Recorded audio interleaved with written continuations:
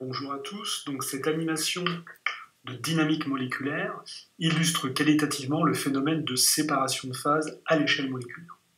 Le système simulé ici par dynamique moléculaire consiste en un ensemble de molécules d'eau, H2O, et de chloroforme, CHCl3, deux solvants connus pour ne pas se mélanger. Donc cette boîte de simulation a été volontairement réalisée en alternant régulièrement une rangée sur deux eau, chloroforme, etc. C'est bien sûr une situation purement artificielle au début.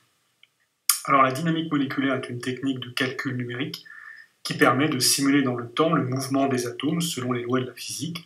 Cette simulation représente ici 50 picosecondes de vie de ce mélange, c'est-à-dire 5 centièmes de milliardième de seconde. Elle a été réalisée à 300 degrés Kelvin, soit 27 degrés Celsius. On constate ici plusieurs étapes au cours du processus du mélange.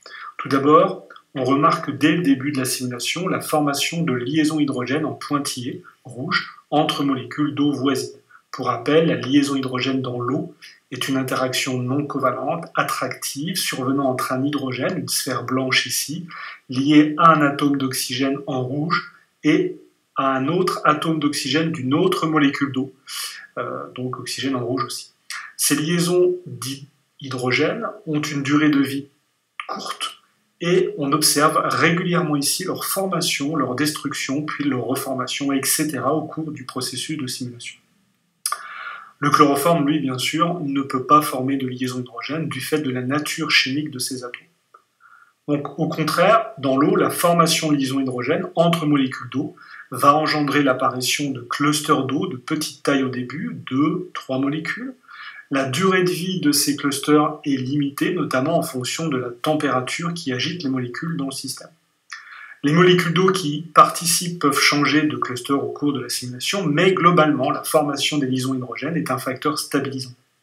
Au fur et à mesure de la simulation, ces clusters vont s'agréger entre eux, grossissant et excluant le chloroforme de cette masse d'eau en formation, comme le montre le zoom dans le temps, quand on se projette un peu plus loin dans le temps, ici la situation finale.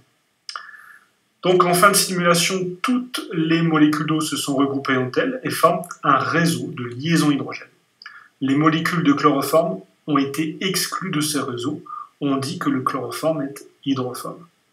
C'est le même type de séparation de phase que vous observez au niveau macroscopique quand vous mélangez par exemple de l'eau à de l'huile chez vous. Donc j'espère que cette vidéo vous aura servi à mieux comprendre le phénomène de séparation de phase en chimie. Et à très bientôt pour une autre vidéo.